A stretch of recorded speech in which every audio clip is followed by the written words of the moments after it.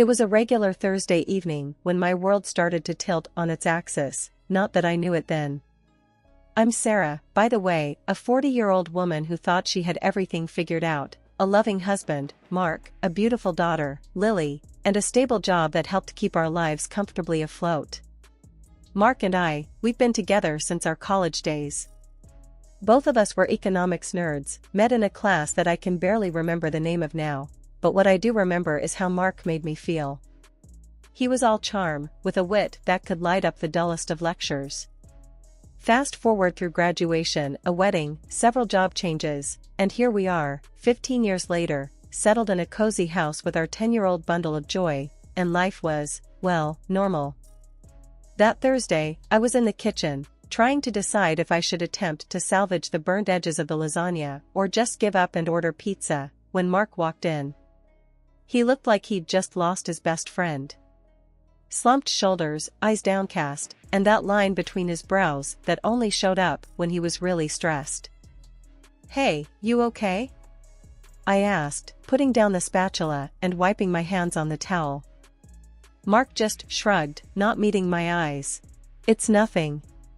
Just a rough day at work." I knew Mark. Rough days at work had him ranting about his boss or the latest office politics. This was different. "Come on, spill. I can tell it's more than just work. What's up?" He hesitated, then finally looked up at me. It's my dad." I frowned. "Your dad? But you barely talk about him." "What about him?" "That's just it, Sarah. He's sick. Really sick. Needs a lot of money for treatment." The news hit me like a brick. In all our years together, Mark rarely mentioned his biological father. He was raised by his stepdad, a fact I knew, but his real dad? It was almost like he didn't exist. Until now. Sick? But how? What kind of sick? I was full of questions, my mind racing with concern and confusion. Mark slumped into a chair, looking defeated. "It's bad, Sarah. Some rare condition. Treatment's gonna cost an arm and a leg." I took a deep breath, trying to process the information. Okay. We'll figure it out. We have some savings, right? We can start there." Mark looked up, a glimmer of hope in his eyes that quickly faded. "It's not enough. It's gonna drain everything we have and then some." I paced the kitchen, my mind whirring. This was big. Our savings were meant for emergencies, sure, but this was huge. And yet, seeing Mark so broken, so desperate to help his father, a man I knew next to nothing about, it tugged at something in me. "Look, we'll make it work. We always do," I said, trying to sound more confident than I felt. "We can tighten the belt, cut back on some things. Your dad needs this, right?" Mark nodded, looking up with those eyes that always seemed to see right through me. "Thanks, Sarah. I knew I could count on you. But it's a lot. I don't know how to deal with all this." We talked late into the night, hashing out our finances, trying to come up with a plan. It was tough, tougher than anything we'd faced before. But we were a team, Mark and I. We'd get through this together, somehow. The next few days were a blur of phone calls, meetings with doctors, and financial planning. Mark was on edge, snapping at little things, which wasn't like him. But I chalked it up to the stress, the weight of his father's illness hanging over us like a dark cloud. The financial strain was one thing, but it was the emotional toll that really started to wear us down.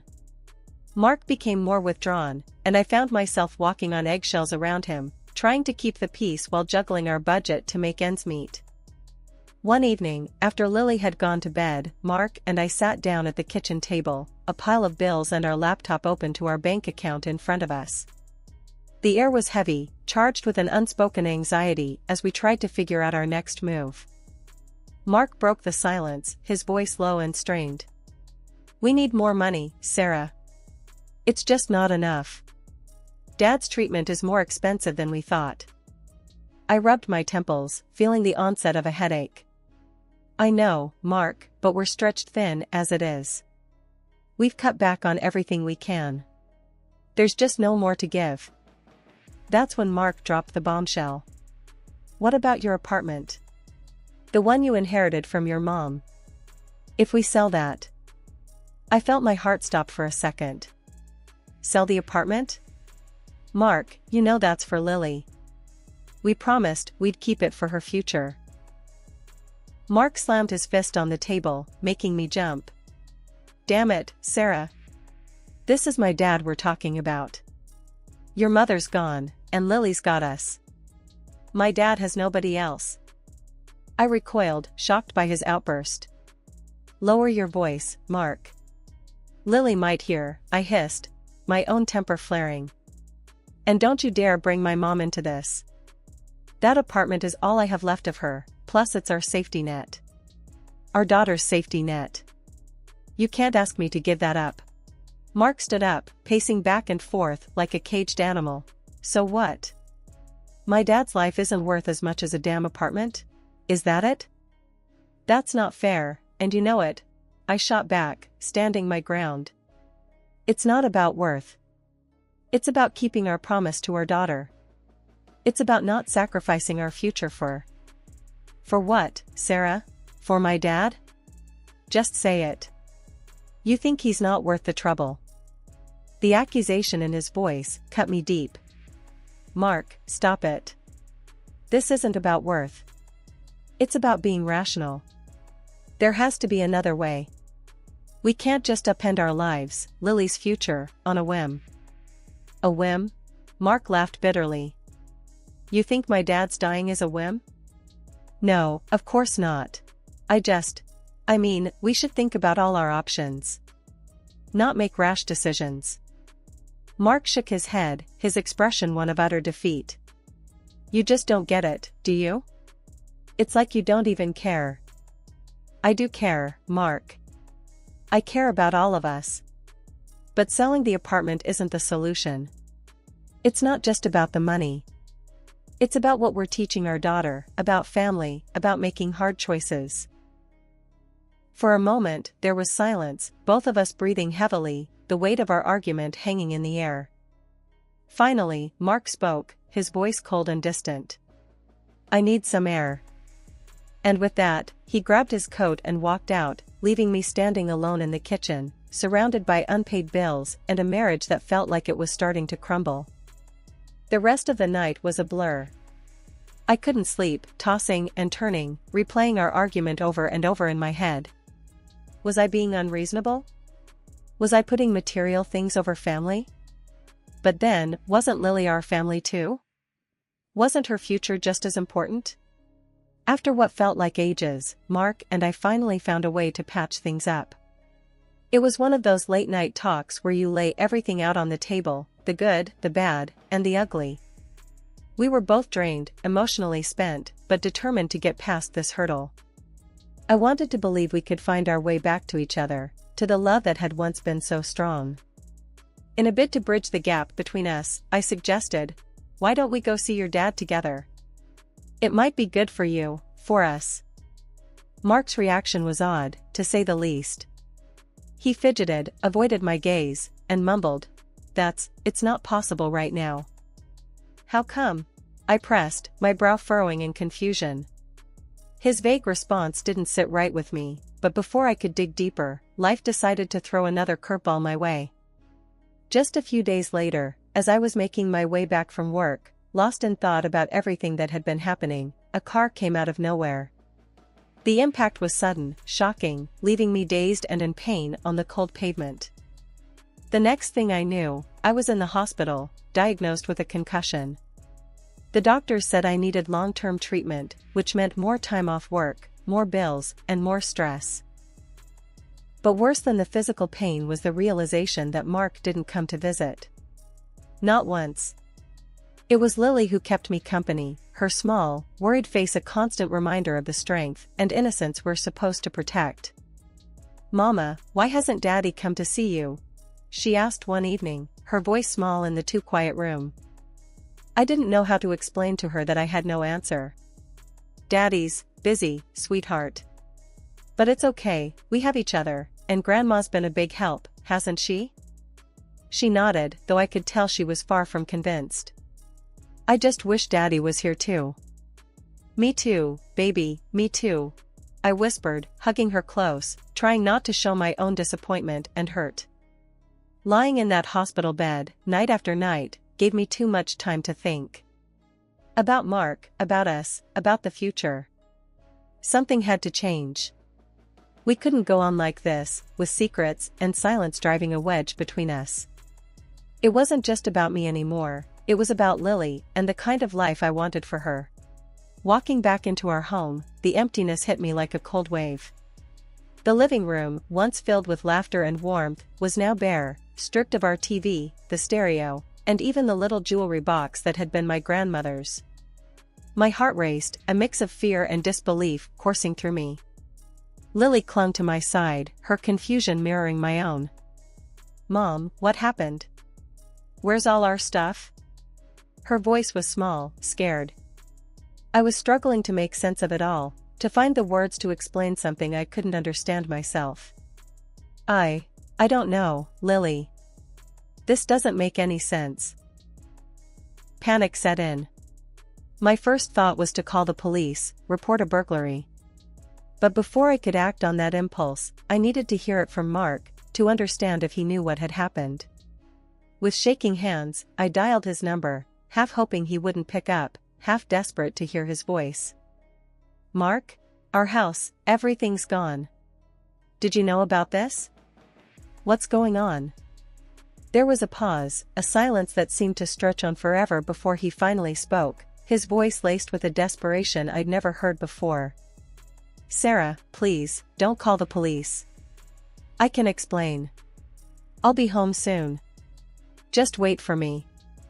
The line went dead, leaving me with more questions than answers. Lily looked up at me, her eyes searching for reassurance I didn't feel. "Is Dad coming home?" "Yeah, baby, he is. He said he'd explain everything." But could I believe him? The man who hadn't been there when I needed him the most, who now claimed responsibility for the disappearance of our belongings. When Mark finally walked through the door that evening, he looked defeated, a shell of the man I once knew. I braced myself, ready to confront him, to demand the truth. He didn't wait for me to start. "I took them, Sarah. I sold everything. It was the only way I could think of to pay for my dad's treatment." His words hit me like a physical blow. "You what? How could you do this without talking to me first? Do you have any idea how scared we were?" I know, and I'm so sorry. It was wrong, but I didn't know what else to do." His condition got worse, and I just panicked. "And you couldn't even be there for me, in the hospital? Was that because of your dad too?" He looked away, the guilt evident in his posture. "Yes. I was with him. He needed me, and I thought I could handle everything. I was wrong." The room was heavy with his confession, with the weight of his choices. Part of me wanted to scream, to lash out at him for the betrayal, for the lies. But another part, a quieter, more calculating side, held back. I nodded, pretending to accept his apology, his explanation. "Okay, Mark. We'll figure this out." But as he relaxed, relieved at my apparent understanding, I knew this was far from over. Accepting his apology out loud was one thing, truly forgiving him, moving past this, was another. And deep down, I knew things couldn't go back to the way they were. Not now. I didn't call the police, not because I believed his story, but because I needed time. Time to think, to plan my next move. Mark thought he had smoothed things over, but this was a betrayal that couldn't be brushed under the rug with a simple apology. As I put Lily to bed that night, reassuring her that everything would be okay, I made a silent promise to myself. I would get to the bottom of this, uncover the full truth of Mark's actions, and protect our daughter from the fallout. After Mark's confession and his bizarre behavior, things just didn't add up for me.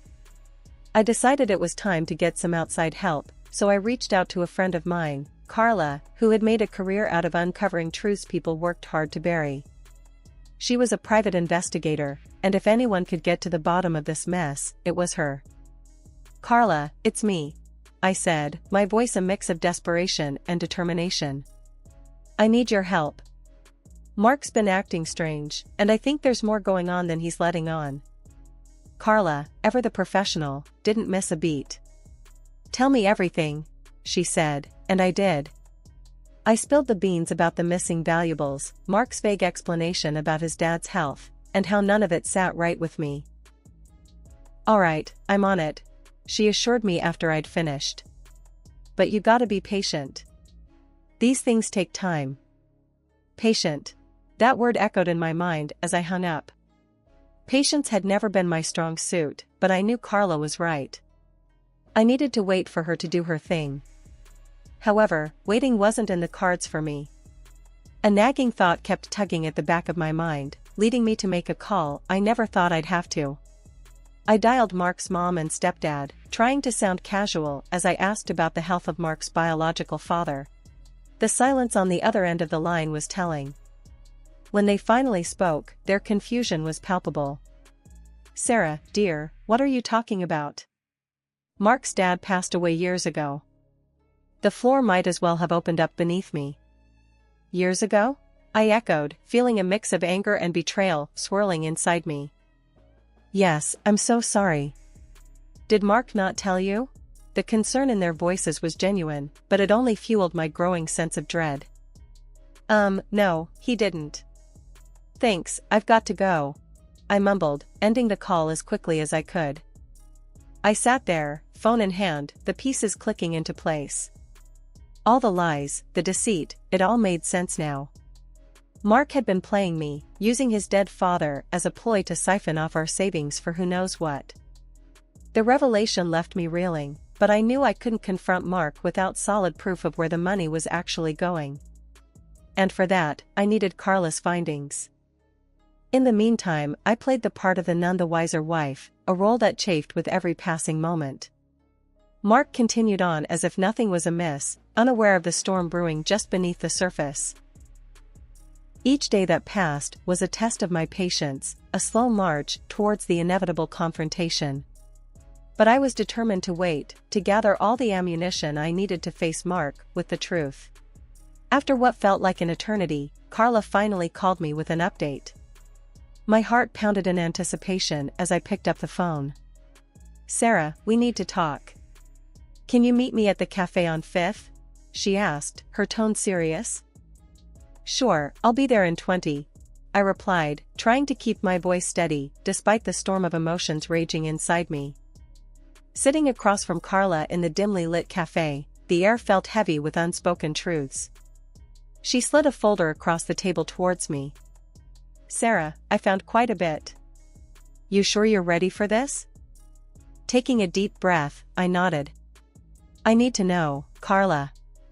No matter how bad it is." She proceeded to lay it all out, the surveillance photos of Mark and a woman I didn't recognize, receipts for fancy dinners, hotel stays, and, most damning of all, a lease agreement for an apartment I knew nothing about. The evidence was irrefutable. Mark had been leading a double life. "Who is she?" I asked, my voice barely a whisper as I stared at the photos of them together, laughing, touching, sharing moments that were supposed to be reserved for us. Carla sighed. "I don't have all the details on her, but it's clear they've been seeing each other for a while. And Sarah, there's more. I think they have a child together." A child. The word echoed in my head, a cruel twist in the already painful revelation. "A child," I repeated, numb. "I'm so sorry, Sarah. I can only imagine how you must feel," Carla said, her voice full of sympathy. Anger, betrayal, sadness, it was all too much. How could he do this to us? To me, to Lily? Carla reached across the table, offering a comforting hand. "I wish I had the answers, Sarah. But know this, you're not alone. You've got people who love you, who'll stand by you through this." The drive home was a blur. I was a tempest of emotions, each one vying for dominance. Betrayal stung the most, the realization that the man I had loved and trusted had deceived me in the most unimaginable way. I waited for him at home, the folder of evidence on the kitchen table, a silent witness to the unraveling of our life together. The moment he walked in, I could see the apprehension in his eyes, a clear sign he knew the reckoning had come. "Sit down, Mark.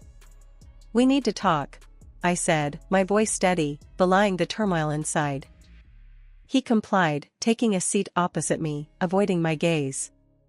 "Sarah, No." I cut him off, my hand raised to stop him.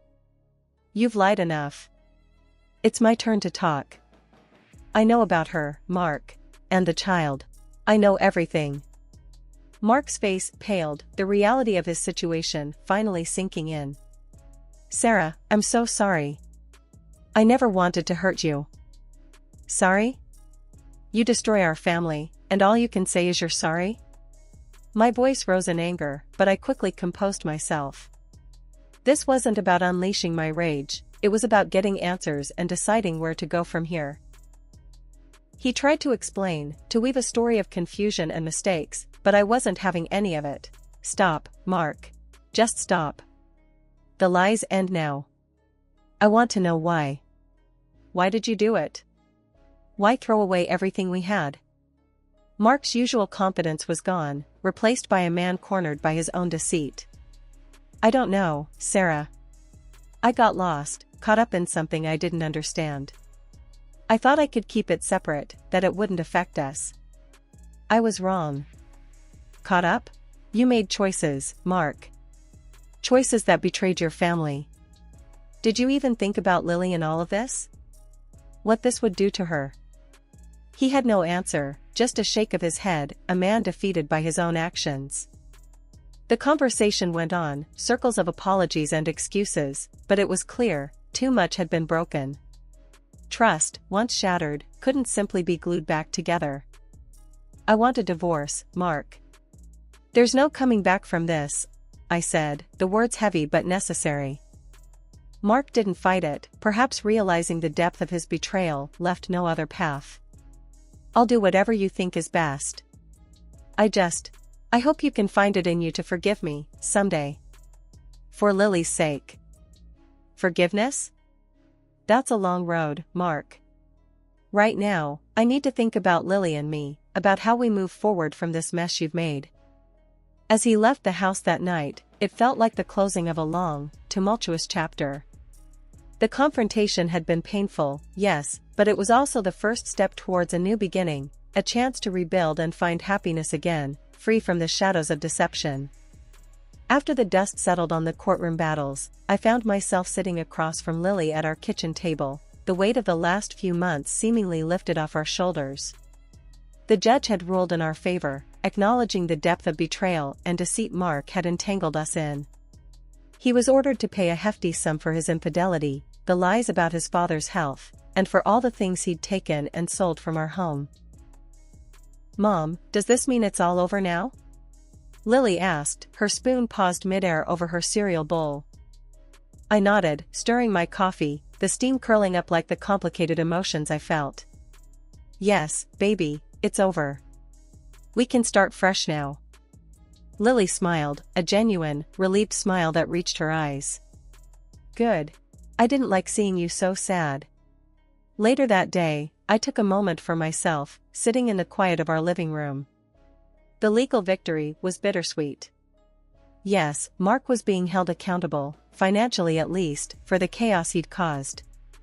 But no amount of money could erase the betrayal or the impact it had on Lily and me. I heard from mutual friends that Mark and his new family were struggling, the financial strain causing constant arguments. It was a situation he'd brought on himself, choosing a path of deceit that led him away from us and into turmoil.